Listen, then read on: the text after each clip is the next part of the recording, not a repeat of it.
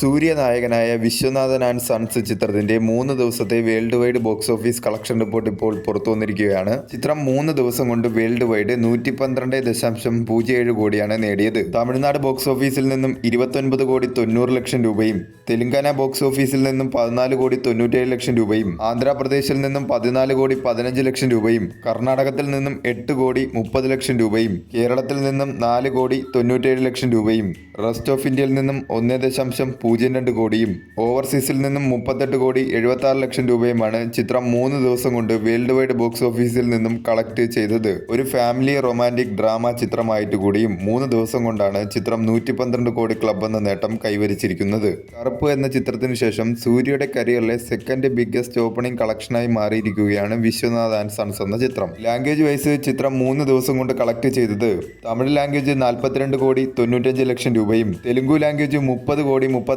ലക്ഷം രൂപയുമാണ് ചിത്രം language vice 3 ദിവസം കൊണ്ട് കളക്ട് ചെയ്തത്. കേരള ബോക്സ് ഓഫീസിൽ നിന്നും ചിത്രത്തിനൊരു മിക്സഡ് ആയിട്ടുള്ള റെസ്പോൺസ് ആണ് നേടിയെടുക്കാൻ സാധിച്ചെങ്കിലും ചിത്രത്തിന് കേരളത്തിൽ നിന്നും നല്ല രീതിയിലുള്ള കളക്ഷനാണ് 3 ദിവസം കൊണ്ട് നേടിയെടുക്കാൻ സാധിച്ചത്.